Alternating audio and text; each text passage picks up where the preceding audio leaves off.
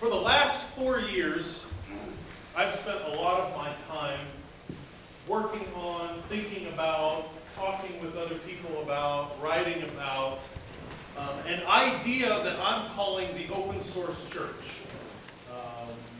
That's a software kind of geeky metaphor, but please don't let that scare you. My hope is that I can give us kind of a way in to this notion today. What I want to do to you, what I want to do to you. We heard that. We heard that. Let me tell you what I'm going to do. Put your heart out.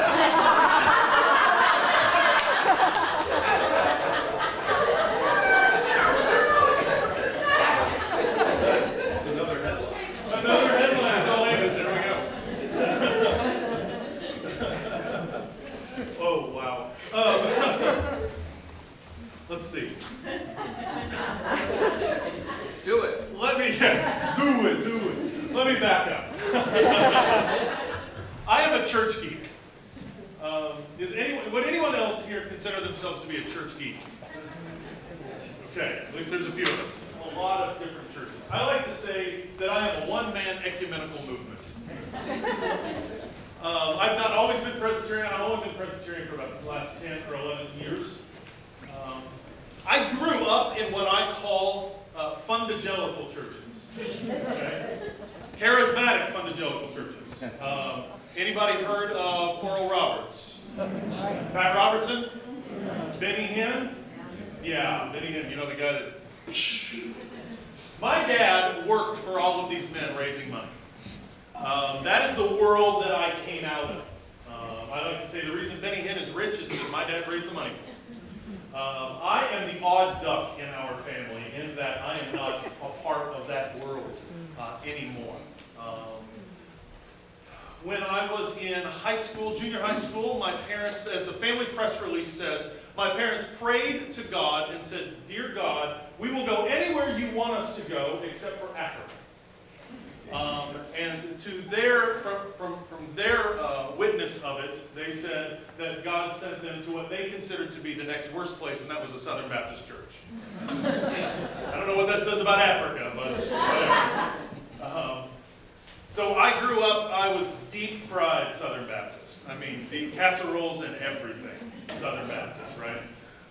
From there, I went to a vineyard church. Anybody know about the vineyard churches? Went to the vineyard churches. Then I went to a Presbyterian school, and I'm sure that you know that when you are in college, you don't really attend church. So I was Presbyterian by default.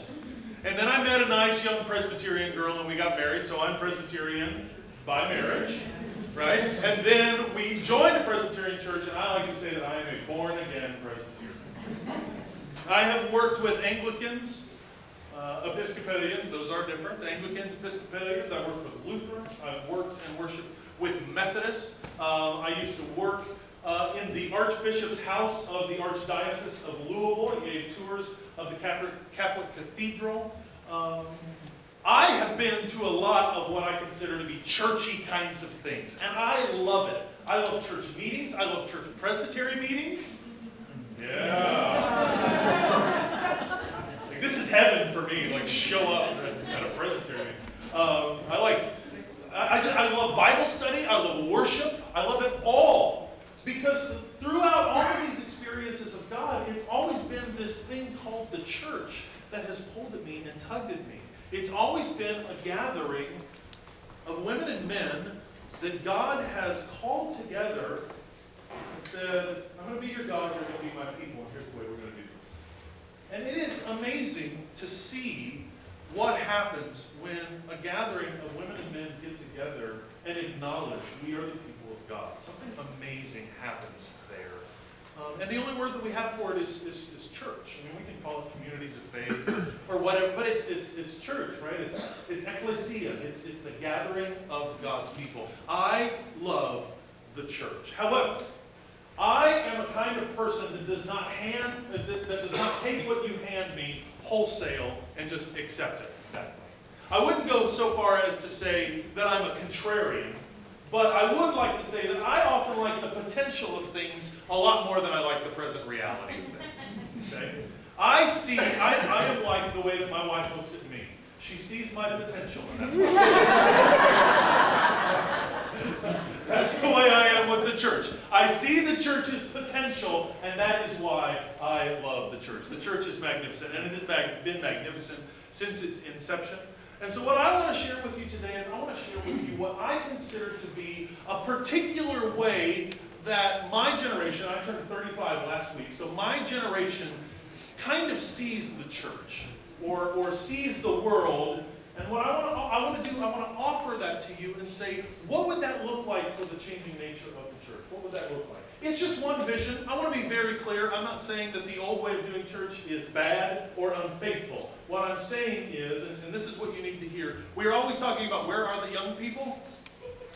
I want to tell you how I think me and the young people, how a lot of us see the world. Now, this is just my interpretation. I'm not speaking for all young people, but I'm speaking for a lot. Okay? That's all. Just start. Another piece about me is that I'm a software geek. Okay?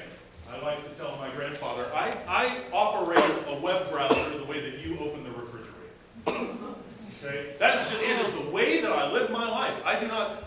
It is driving me nuts that T-Mobile does not have mobile internet service up here in Silver Bay. I am going crazy, y'all.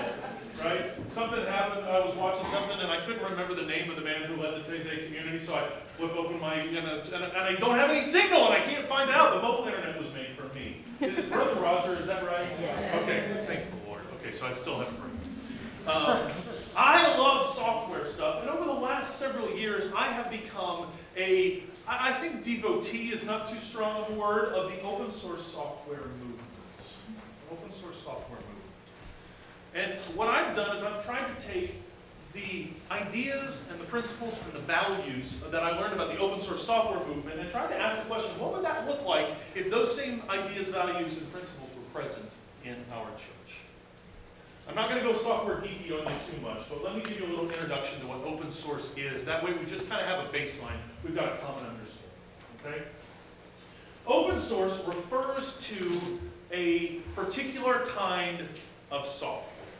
There are two kinds of software. There is open software and there is closed software, or open source and closed source.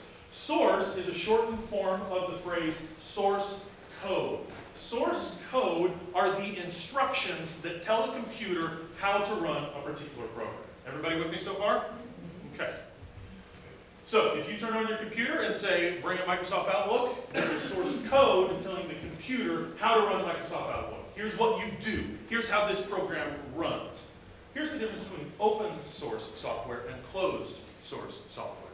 If a piece of software is open source, that means that any of us can look at and edit that set of instructions.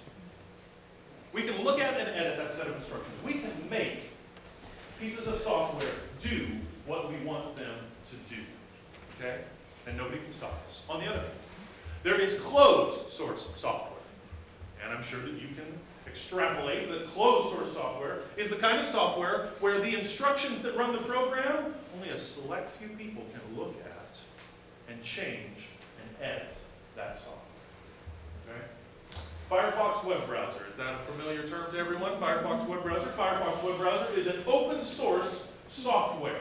Anyone can look at and change the code and make Firefox do whatever it is that we want to do. If you knew how to do code, you could change Firefox web browser and make it do whatever you want to. On the other hand, Internet Explorer, not open source. You cannot mess with that thing. That is only for a select few people who work at Microsoft, or as I like to call it, the kingdom of evil.